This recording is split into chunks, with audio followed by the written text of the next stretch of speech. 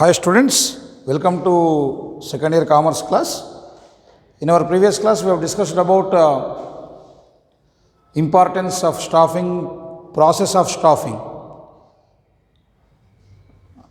steps involved in staffing rather.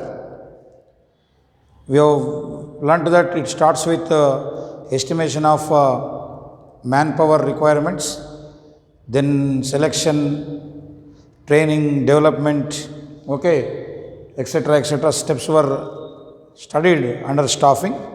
So we have discussed about 5 functions of management. First one is planning, second is organizing, that also we have completed. Third is staffing, that is also over. Now the last 2 functions are left, directing and controlling. With that this lesson will over. So now we have come to directing. What is directing or directing? Normally you see, you use this word in movies, director. What he will do?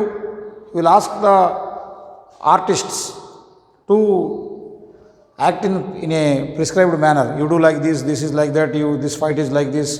So all that he will be giving the directions how they have to perform. Similarly, in a business organization also, directing means to command your employees, to command your subordinates what they are supposed to perform. Do this, passing on orders, because in management, I told you that what is the definition of management? Getting the things done through others. You have to assign the job to your subordinates. The top management will prepare the plans. It is the responsibility of the middle management that plans are executed well by the low level employment. So it is to be done in a proper manner, in a systematic manner. So, as part of your management function, you have to direct, you have to give commands, you have to pass orders to your subordinates. Clear, ma'am? So, that is what called as commanding. Directing means to command your subordinates. What way you command? To perform the task. Clear? Because you have got some plan to achieve something. So, you should you have to command your subordinates that they have to perform a particular task so that you can achieve the organizational goal. Clear? So, in this functioning of directing also, we have to follow some principles. Like we had principles of management, in this directing also, we have got certain principles. What are they? Let us understand. First one, maximum individual contribution. Maximum individual contribution. It means that you have to direct every employee, every subordinate, and you have to motivate them in such a manner that the employees, the personnel of your organization have to contribute to the maximum extent. Okay, the best they can do for the organization they have to do. In such a way you have to direct. If the resource is idle, because you are paying to the employees, if the employees are idle and they are not contributing to the maximum level, ultimately the organization will struggle in earning the profits. Like many times I am comparing the employees with team players. If team players give their best, automatically team performance will be very, very good. For example, in a college, some say group of lecturers are there. Civics, commerce, economics, mathematics, English, second languages. So if all these lecturers give their best, automatically the result will be very good. Okay, that means the lecturers have to give their best. So the college management has to direct us, has to command us in such a manner that we give 100%. They have to motivate us, they have to command in such a manner that we teach in a more effective manner and we bring good result to the college. So in every organization, the direction should be in such a manner that you have to take maximum contribution from each and every employee. So that is what called as maximum individual contribution. See, all these individual contributions will become the contribution for the organization. So then automatically the organization will succeed. Like in a team, if every batsman is making 50 runs, if 5 batsmen make 50 runs each, so the score will be 250 runs. Okay. So like that, individually, if these batsmen fail, ultimately the team will fail.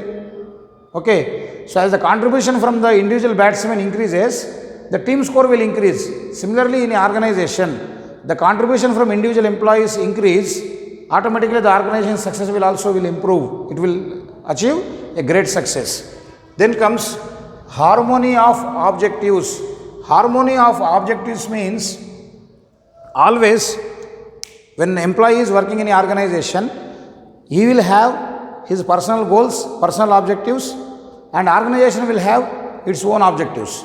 Sometimes there may be a conflict that you want to do something and we want to do something. Like for example, sometimes we see in classrooms, the students are interested to do accountancy. Okay, you want to do accountancy. I want to teach commerce. This is what called as conflict of objectives. Right? Try to understand. You want to do accountancy. I want to teach commerce. Okay. So this is what called as conflict of objectives. Then what you have to do? As a management, you have to harmonize. Means explain your employees what you want to achieve. See that the goal of the individuals and the goal of the organization is same. You motivate the employees in such a manner that they are working for the success of the organization. Their personal goal is kept aside or say that can be achieved later. So they have to convert their individual interest into the organization's interest. Then comes unity of command. This already we have discussed in Henry Fayol's Principles of Management. It states that every employee should receive, every subordinate should receive command from only one superior. If we receive commands from 10 different superiors, we will not follow anything. That leads to conflict of orders. The employee is not accountable to anyone. He will be in confused state. So ultimately the end result will be zero. So that is the reason for the successful, the management and for the success of the organization, we have to see that each subordinate will receive orders from only one superior. That is called unity of command. Then the fourth one is appropriateness of direction techniques. Here we will be using various techniques for directing the people. So there will be different techniques of ordering, different techniques of commands. So you have to use a proper technique which will give you the maximum results. Direction techniques are many. Management techniques will be many will be there. So but what you have to do is you have to select a appropriate one which will suit your environment, which will suit your workers, which will suit your employees. That one you have to adopt. Then managerial communication. This is very, very important.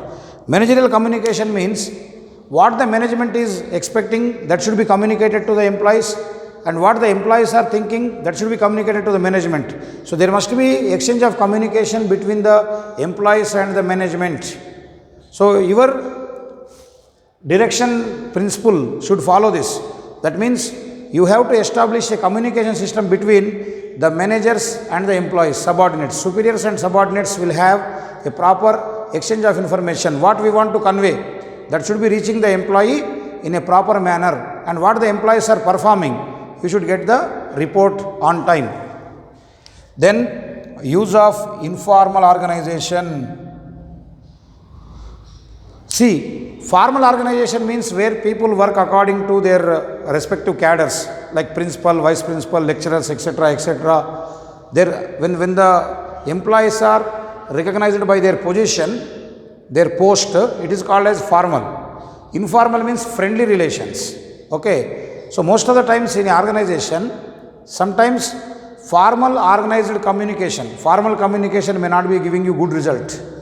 So in such a case, we have to use informal methods. Informal methods means there will be some groups based on the locality, based on their qualification. Some informal groups will be there. So we have to use such techniques. Say for example, regarding college students, like you want to communicate through mobile phones, that you have to attend classes and you have to write some exams like that. So formally we have communicated, but that is not reaching the student. Then what we do? We ask our students, see that so and so girl is your friend now, you inform her. So and so girl is your friend now, you bring her to the college. So we are using informal method. So like that, when we make use of the personal relations according to the nature, according to the locality, according to their neighborhood. Sometimes we see in college, students will join from a school. So all their school classmates will become a group over here. So that is called informal group.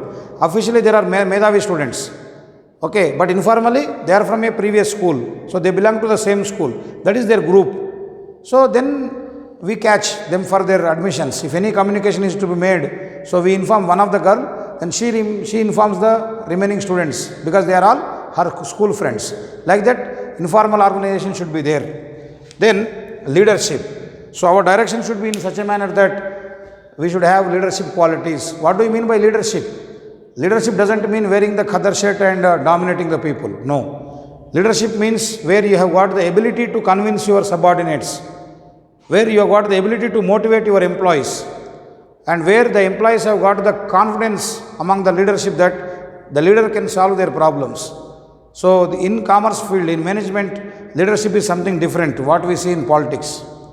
So in management, leadership means a manager or a person who has got the ability to motivate his subordinates in achieving their goals, who helps the subordinates in their problems, and subordinates have confidence on the leader that the leader is going to solve their problems. Clear? So these are the principles of directing.